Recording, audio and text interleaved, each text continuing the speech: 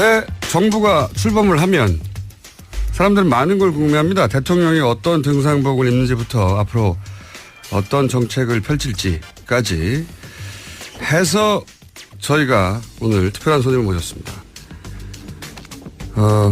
문재인 정부는 특히나 노무현 정부의 공 혹은 과 모두를 발전적으로 계승하겠다고 하는 상황이기 때문에 특별히 오신 손님, 노무현 정부의 마지막 청와대 정책실장이었고 그리고 문재인 대통령의 정책 교사 역할을 한 성경, 이름 굉장히 발음하기 어렵습니다. 성경융 한림대 교수 나오셨습니다. 안녕하십니까? 네, 안녕하십니까? 이름이 정말 어렵습니다. 발음하기. 성경융. 예, 좀 그렇습니다. 예. 제가 구글 검색하면은 그 이름은 세계 하나밖에 없습니다. 그래요? 네. 좋은 이름이네요. 그렇다고 봐야죠. 성경융. 예. 어린 시절부터 이름 때문에 이런저런 에피소드 많습니다. 그 중에 재밌는 거 하나만 알려주세요. 재밌다기보다는 이제 우리가 창고에 가면 예. 무슨 우체국이나 은행이나 가면은 제가 뭐 그동안 수십 번, 수백 번 이름을 말했는데 한 번도 제대로 쓴 적이 없고 그래서 다음에 이제 가서 직접 쓰겠다 하면 그 직원들이 되게 좀 불쾌하게 생각합니다. 성경 리을이 아니라 이응으로 하는 경우가 많죠. 되게 그렇게 하기도 하고요. 네. 윤으로 하기도 하고 용으로 하기도 하고 그렇습니다. 류웅입니다. 류웅. 리을 유웅. 자, 이 이름을 기억해 주시는 게 좋지 않을까 싶어서 제가 굳이 이름을 계속 말씀드리는 거고요. 그 이유가 뭐냐면 노무현 대통령의 마지막 정책실장이셨고 그리고 문재인 후보 시절에 정책 교사라고 지금 현재 자꾸 노무현 정부라고 하네요. 문재인 정부의 정책이 어디로 갈 건지는 이분이 기본 설계를 했다 이렇게 보시면 되는 두 분 다 겪은 분이고요. 예. 그래서 좀 가벼운 얘기부터 해볼까요? 노무현 문재인 두 분 다 겪으신 분으로 두 분의 같은 점 혹은 뭐 차이점을 단점 위주로 공통점이 많은 분들이죠. 네. 제가 이제 언론 기사를 봤더니 예. 아마 문재인 대통령께서 처음 고시 합격하고 변호사를 하기 위해서 부산을 이제 찾았는데 예. 그때 아마 노무현 변호사 사무실로 이제 갔답니다. 예. 그래서 면접을 했는데 노무현 당시 변호사가 문재인 초짜 변호사를 면접을 했대요? 그렇습니다. 면접을 했는데 이제 걱정을 했대요. 사무실에서. 지금 이렇게 경제적으로 넉넉한 사무실이 아니기 때문에 네. 이렇게 아주 우수한 변호사가 와서 여기서 차사지였을까? 그렇습니다. 네. 그랬는데 인터뷰하고 나서 사무장이 그렇게 했대요. 금전적인 문제는 걱정할 필요가 없는 것 같다고. 왜 그러냐 했더니 노변이나 문변이 다 같은 과이기 때문에 이분은 무슨 돈을 추구하는 사람이 아니고 뭔가 정의를 추구하고 어려운 사람들을 돕는 그런 이 분이기 때문에. 그러면 사무장이 맺어준 인연입니까? 그렇지 않겠죠. 그거야 이제 다른 분 소개를 받고 해서 이제 오셨는데, 네. 사무장이 저는 아주 두 분을 잘 봤다고 봅니다. 제가 볼 때도, 여러 가지 이제 공통점을 말할 수 있는데, 이분들은 두 분 다 이제 굉장히 어려운 가정 환경에 자랐는데, 자라면서 약자들의 어떤, 어려움, 고통, 이런 걸 아주 본인 스스로 다 체험하셨고, 성장하는 과정에서 어려운 가정에서 자란 사람들은, 사람이 우수하면은 대개 자기가 거기서 탈출하려고 하지, 내가 그 속에 일원이 돼서 끝까지 내가 학생운동, 시민운동 또 정치 활동을 통해서 그분들의 어려운 사람들의 사정을 같이 풀려고 하는 경우가 드물지 않습니까? 저는 가장 두 분의 중요한 공통점이, 두 분 다 어려웠고, 그런데 각자만 탈출해서 내가 잘 살겠다 하지 않은, 그래서 사적 존재에서 공적 존재로 성장하고 그것이 대통령이 되는, 저는 그런 과정을 거치지 않았나 생각합니다. 역시 뭔가 좀 다르게 설명하시네요. 그렇군요. 그 외에 가까이서 본 두 분의 공통점 더 없나요? 공통점은 이제 두 분 다 대화를 이렇게 해보시면 알지만은, 두 분 다 굉장히 다정다감한 분입니다. 맞습니다. 네. 뭐, 처음 만나도 꼭 오래전부터 만난 것처럼 뭐, 노무현 대통령, 이제 문재인 대통령 두 분 다, 정말 이분은 대화가 된다 할 정도로, 오래전에 만난 친구나 또는 뭐 집안, 형님이나, 이런 분들처럼 다정다감하다. 근데 약간의 차이점도 있죠. 스타일은 차이가 있어요. 노무현 대통령 또 한편으로 굉장히 열정적인 분이기 때문에, 그때 어떤 감정의 변화나 예. 또는 어떤 뭐 생활상의 주변의 이런 변화에 따라서 바깥의 그 변화가 마음속의 리듬으로 이렇게 이 리듬의 변화가 있다는 걸 느낄 수 있는데 문재인 대통령 경우에는 그 변화를 느끼기 어렵습니다. 그래서 저는 예전에 같이 동의합니다. 같이 일할 때나 또 뭐 그 이후에도 예. 이분 마음속에 부처님이 계신가 그런 생각도 하고 그래서 이제 한편으로는 이분이 혹시 명상 수련 같은 걸 늘 해서 명상 수련 감정의 변화가 밖에 드러나지 않게 예. 이 차이는 두 분한테 굉장히 큰 차이로 제가 스타일이 굉장히 큰 차이가 있죠. 그렇습니다. 예. 예. 노무현 대통령은 본인의 감정을 주변에서 즉각 알 수 있지 않습니까? 네. 문재인 대통령은 감정의 변화가 없는 건지 참는 건지 아니면 마음이 고요한 건지 모르겠는데 무슨 기분인지 잘 몰라요. 그래서 이제 네. 비유를 하면 예. 한 분은 이제 화산 같은 분, 좀 활화산 같은 그런 분이고 한 분은 호수 같은 분이다. 제가 그렇게 늘 생각을 하고요. 상극인데요. 상극이죠. 예. 상극인데 호수에 화산을 집어넣으면 꺼지거나 아니면 호수가 마르거나 둘 중에 하나 아닙니까? 그래서 이제 근데 이제 공통점이 많기 때문에 본래 네. 같은 과에 출발했고 그러나 약간의 그 스타일의 차이는 있지만은 두 분이 이제 추구하고 지향하는 방향이 같기 때문에 경북대학의 이정우 교수님이라 계신데 이분은 이제 초대 정책실장을 하신 분인데 문재인을 자기는 한마디로 침착한 노무현이다 이렇게 이야기를 하시더라고요. 제가 저도 동의하는데 특히 이제 노 대통령 서거하셨을 때 그 첫 공식 발표를 그 부산대학 병원에서 예, 저도 우리 문재인 대통령께서 하시는데 제가 그 장면은 너무나 슬픈 일이고 너무나 고통스러운 장면인데 그분의 침착성을 제가 보고 야 사람이 저 정도의 침착성에 도달할 수 있는가 제가 그런 걸 느꼈고 그때 제가 비로소 그 전까지는 저는 그냥 뭐 그분은 비서실장 하시고 저는 이제 정책실장 했기 때문에 뭐 우리가 비슷한 일을 한다 이렇게 생각했는데 이분은 우리나라의 어떤 그 운명을 짊어져도 될 수 있는 분이다. 제가 그때 그렇게 판단했습니다. 본인이 먼저 알아보셨다는 얘기군요. 뭐 그렇게 제가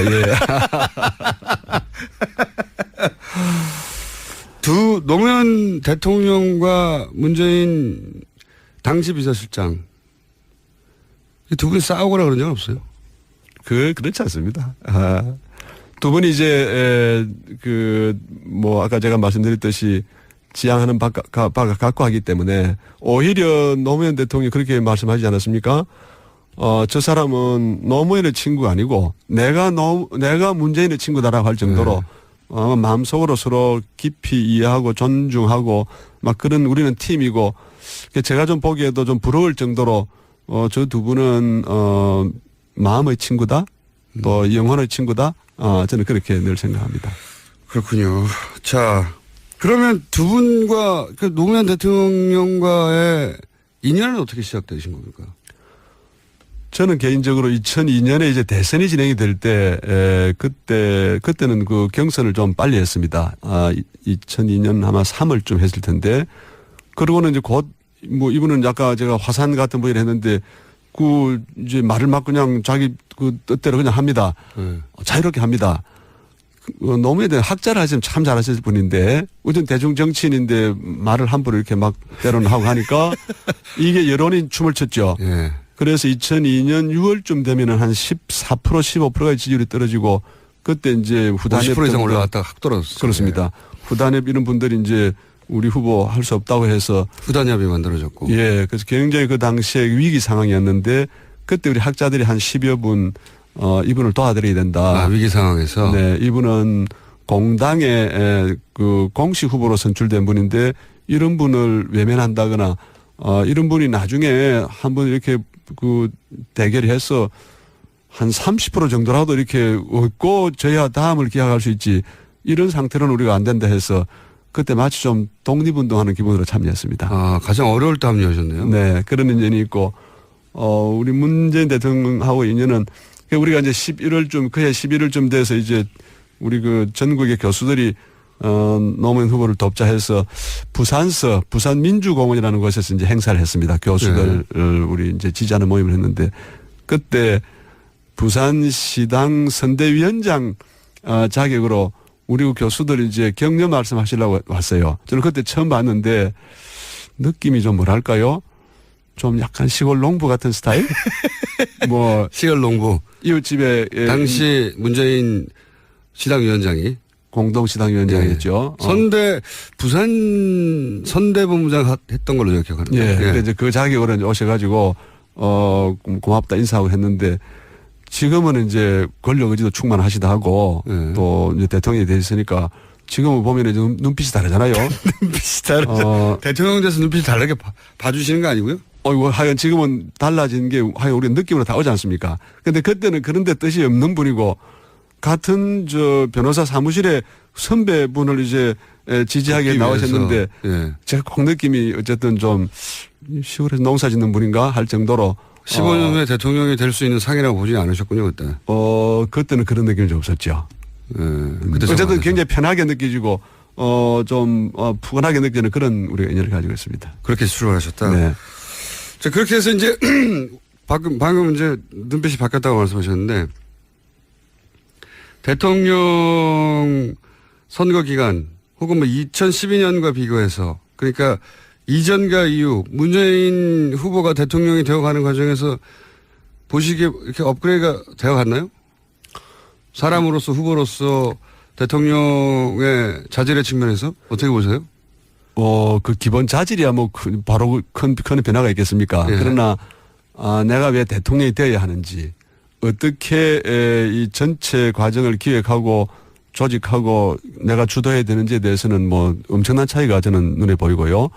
2012년 대선 경우에는 본인이 출마해야 되던 결심도 좀 늦었던 것 같고, 그리고 그 당시에는 뭐 정당 따로 무슨 학자들 그룹 따로 시민단체 따로 다 따로따로 이렇게 놀아서 하나의 이 대선에 임하는 어떤 단일한 어떤 그 기구나 조직이 된 게 아니고 여러 이질적 그룹의 연합체 비슷하게 돼서 그때는 뭐 솔직히 걱정을 많이 했죠. 이렇게 해서 이게 집권이 되는 건가. 조직적인 선거 운동도 못 됐고. 그렇습니다. 그래서 이제 그런 점이 많이 염려가 됐고 또 후보 자신이 이제 이번 이제 대선 과정을 지켜보면은 대중들에게 전하는 메시지나 대중들하고 이렇게 그 대화하고 접촉하는 것들이 이제는 뭐 자신감이 넘치고 준비됐다 이렇게 하셨고 또 거기에 대해서 대중들이 반응했고 상황이 뭐 이렇게 유동적인 때가 있었지만은 한 30% 정도 국민들은 처음부터 끝까지 이분한테 나라를 맡겨야 된다라는 그런 마음의 어떤 결심을 하고 있는 상태이기 때문에 모든 요소가 이번에는 잘 맞았다 볼 수 있고요. 지난번 경우에는 좀 뭐랄까요? 이게 좀 준비 상태도 좀 미흡한 것 같고 정당 내부의 어떤 그 결속력도 대단히 취약했고 그래서 큰 차이가 좀 있었다 이렇게 볼 수 있습니다. 대통령이 취임한 후에 뭐 불과 열흘밖에 안 됐기 때문에 근데 열흘이라 하더라도 문재인 정부는 이리로 가는구나 하는 이쪽으로 갈 건가 보다 하는 상징적인 어떤 액션들이 굉장히 많았잖아요. 네. 두 정부 모두를 그 수장을 아시는 분으로서 초반 열흘간을 어떻게 보셨습니까? 좀 냉정하고 야박하게 좀 평가해 주세요. 좋은 얘기가 너무 많아가지고요. 네. 열을 이렇게 지켜보면서 사실 걱정을 했죠. 지난 9년간의 적폐는 너무 많고 너무 깊고 그런데 문재인 대통령은 뭐 우리가 다 보다시피 성품이 좀 부드럽고 또 대화를 해보면 이분이 신속하게 속전속결로 뭔 일을 해치울 것 같은 느낌이 잘 안 들고 맞습니다. 좀 천천히 시간이 좀 걸리지 않겠나. 그거 너무 동감합니다. 얘기를 해보면 주로 듣기만 하거든요. 네. 반응도 크게 없고 그러다 보니까 말을 하고 있기는 하는데 이 일을 하긴 할 건가 언제 될 건가 이런 말씀입니다. 제가 걱정을 했어 사실은요. 일은 많고 네. 잘못된 일들이 너무 많이 누적이 돼 있는데 그 하나하나 이렇게 그 해결하는 거 시간이 걸릴 텐데 이분이 어떤 속도감으로 할 건가 이제 걱정을 했는데 전혀 놀라운 일이 벌어졌지 않습니까? 당일날 취임 당일날부터 지금까지 뭐 전광석화 저는 마음속에 이 전광석화처럼 움직인다. 너무 문재인의 전혀 다른 모습이다. 지난 대선 기간 중에 이재명은 사이다고 문재인은 고구마라고 했는데 제가 그랬습니다. 전혀 다른 그랬습니까? 고구마. 예. 지금 전혀 다른 일이 벌어지고 있습니다. 이분의 마음속에 실제로는 엄청난 사이다가 지금 준비되고 있었고 유감 없이 시원하게 또 신속하게 이렇게 지금 진행이 되고 있기 때문에 본인이 그런 말을 하긴 했어요. 제가 고구마 했더니 그랬죠. 때가 오면 호랑이 문재인을 볼 거라고. 네. 네. 그래서 우리가 알고 있는 문재인 대통령이 전혀 다른 모습을 보기 때문에 이게 이분이 우리가 알고 있는 분이 맞는가 좀 이런 생각도 들고요. 이런 정도의 어떤 속도감과 이런 정도의 어떤 그 리듬으로 가면 뭐 앞으로 짧은 시간에 많은 일을 할 수 있겠다. 좀 그런 좀 확신도 듭니다. 말은 느리고 행동은 빠른. 그렇다 봐야죠. 네, 빠른 걸로 드러나고 있습니다. 현재까지는. 그렇습니다. 그죠? 자, 그러면 그 정책적 차원에서 볼 때 우리가 앞으로 느끼게 될 변화는 어디서 올지 제가 궁금한데 지금 포용국가위원장 네. 예. 어떤 위원장인지 잘 모르겠는데 여기서 이제 시장은 어떻게 바뀔 것이고 뭐 지방자치는 어떻게 바뀔 것이고 큰 틀에서 정책적 차원에서 어떻게 바뀌어갈지 방향을 좀 알려주세요. 교수하셨으니까. 포용국가위원회라는 이름은 좀 아마 세상에 이런 이름이 처음이지 않나 싶습니다. 그래서 좀 독특한 이름의 그런 위원회가 만들어졌는데. 저는 잘못 쓴 줄 알았어요. 요즘 문재인 대통령이 하도 포옹을 많이 하기 때문에 포옹국가위원회 아닌가. 그렇잖아도 민주당 내에서 이 위원회가 출범할 때 네. 그때 그 추미애 대표가 참여를 하셨는데 포용은 포옹에서 시작한다 해서 우리가 그 임명장 수여할 때 아주 포옹하는 장면이 나왔고 네. 그래서 우리 포용국가위원회에 좀 상징적인 글을 포옹하는 걸로 하자 해서 우리가 페이스북에다가 허금문이라고 이렇게 닉네임을 붙여서 그랬었군요. 이제 그랬는데 보니까 그 시기에 이미 그 당시 문 후보께서 뭐 가는 데마다 다 허가하시고 그러니까요. 어제 그 5.18 그 행사 때는 김소형 씨라는 분 네네. 하고 이제 그는 예정에도 없이 포옹을 했는데 굉장히 아주 상징적인 극적인 정말 아름다운 장면이었고 네. 놀라운 장면이었죠. 그러면 예. 이름을 바꾸세요. 허그위원회로. 그럴까요? 허그 커미티. 어쨌든 뭐 하는 데입니까 여기가? 그래서 어떻게 바뀌는 거예요? 그래서 이제 저희가 그런 이름을 사용한 거는 우리 이제 역사적으로 민주주의가 발전하고 시장 경제가 발전해 온 과정을 보면 소수가 지배하고 이게 소수가 독점하는 데서부터 다수가 정치에 참여하고 다수가 시장 경제의 주역으로 바뀌는 그런 흐름을 이제 점점. 지나왔는데 우리 이거를 포용성이 확대되는 과정을 보는 거죠.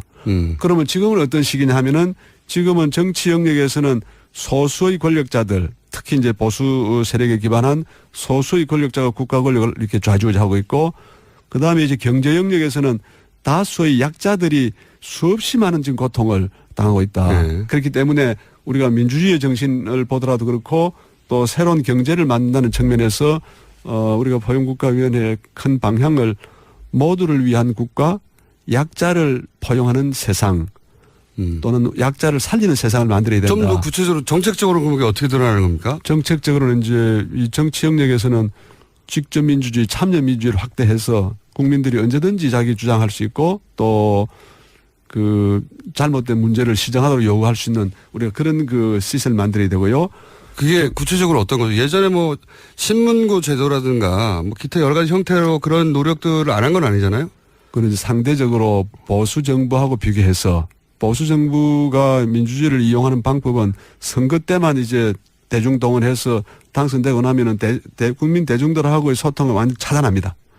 그래서 소수의 그 권력자들이 자기들이 이제 밀실에서 이제 협상하고 해서 그렇기 때문에 어떤 정치 권력이 들어서느냐에 따라서 민주주의가 개방적 포용적으로 활용될 수도 있고 폐쇄적으로 갈 수도 있는데 지금은 지난 한 9년 동안 대단히 이 민주주의 영역 정치 영역이 폐쇄적으로 됐고 소수 권력자 집단들이 이거를 좌지우지했기 때문에 탄핵 사태 같은 게 오지 않았겠습니까? 그래서 이제 최대한 국민들의 참여를 확대하는데 그 방법으로서는 뭐 예를 들어 직접 민주주의를 더 이제 뭐 국민 투표라든지 국민 제한이라든지 이런 걸 더 확대해야 되는 건 물론이고 소환 제도라든지 이 사이버 인터넷을 통해서 온라인을 통해서 편한 제한이 이루어지고 또 그거를 정부나 정당에서 그거를 상시화해서 의견을 수렴하는 이런 방향으로 알겠습니다. 크게 열어야 되고요. 경제 영역에서는 가장 중요한 게 박정희 정부 시대에 이제 그 경제 체제를 만들었던 것이 이게 이제 소수 그 재벌 대기업 네네. 중심의 이 예. 구조를 만드니까 그리고 뭐 그들이 만든 경제적 이득 중에 일부를 낙수 효과를 통해서 얻어먹어라 뭐 이런 식이었죠. 그렇죠. 그런데 결과는 이제 우리가 볼 때 박정희 시대에 만든 이 모델의 결과가 결국은 이제 소수 재벌 대기업들이 독과점이 네. 아주 과도하게 진행이 됐고요. 예, 예. 그 다음에 이제 다수의 그 노동자들이 다 비정규직으로 지금 예, 예. 일을 하고 특히 청년들은 뭐 올 초에 실업률이 지금 11%가 넘어섰는데 이 청년들이 고용되는 청년은 어떻게 무슨 일을 하나 봤더니 50% 60%가 비정규직이에요. 예. 그러니까 이렇게 되면은 절대로 이 사람 젊은 사람들이 내가 마음 놓고 결혼할 수 있겠다. 내가 주택 문제가 해결되겠다. 내가 자녀를 출산할 수 있겠다는 생각을 할 수가 없습니다.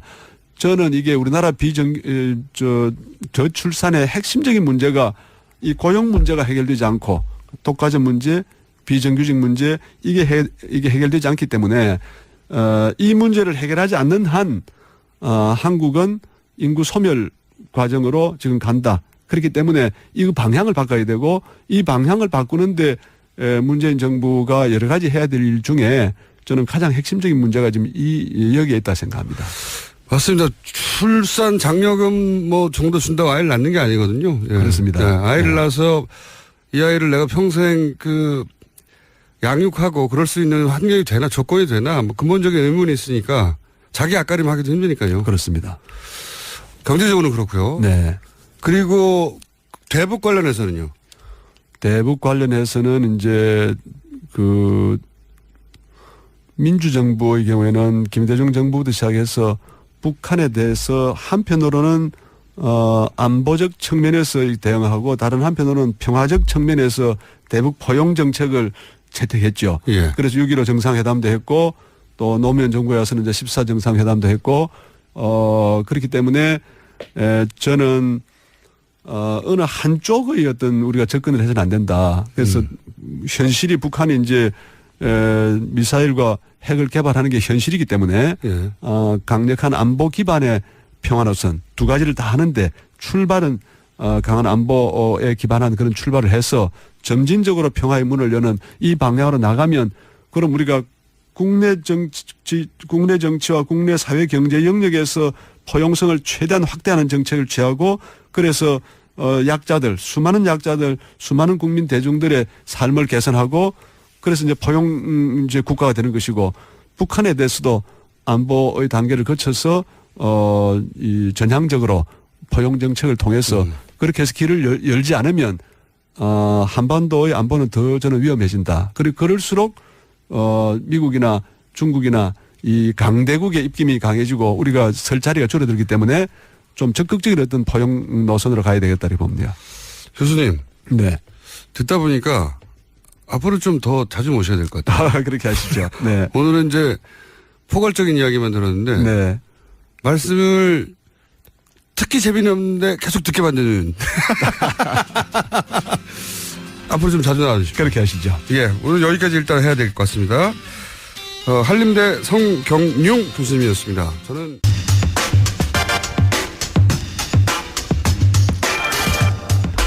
새 정부가 출범을 하면 사람들은 많은 걸 궁금해합니다. 대통령이 어떤 등산복을 입는지부터 앞으로 어떤 정책을 펼칠지까지 해서 저희가 오늘 특별한 손님을 모셨습니다.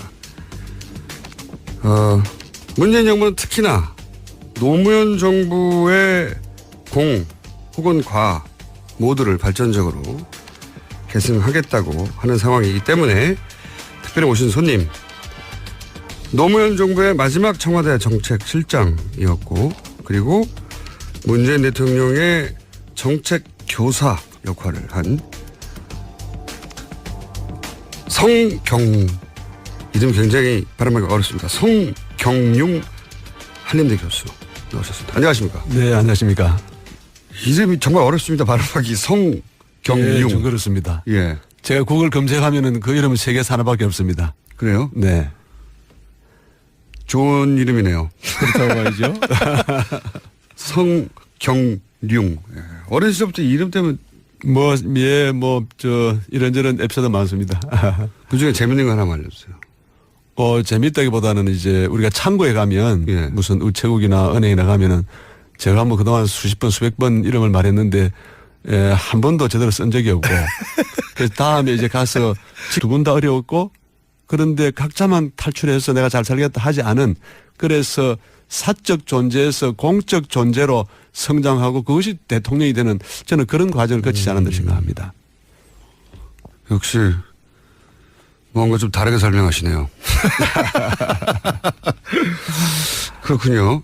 그 외에 가까이서 본 두 분의 공통점 더 없나요? 공통점은 이제 두 분 다 대화를 이렇게 해보시면 알지만은 두 분 다 굉장히 다정다감한 분입니다. 맞습니다. 네. 뭐 처음 만나도 꼭 오래전부터 만난 것처럼 뭐 노무현 대통령 이제 문재인 대통령 두 분 다 정말 그 이분은 대화가 된다 할 정도로 오래전에 만난 친구나 또는 뭐 집안 형님이나 이런 분들처럼 다정다감하다. 근데 약간의 차이점도 있죠. 스타일은 차이가 있어요. 노무현 대통령이 또 한편으로 굉장히 열정적인 분이기 때문에 그때 어떤 그 감정의 변화나 예. 또는 어떤 뭐 생활상의 주변의 이런 변화에 따라서 바깥의 그 변화가 마음속의 리듬으로 이렇게 이 리듬의 변화가 있다는 걸 느낄 수 있는데 문재인 대통령 경우에는 그 변화를 느끼기 어렵습니다.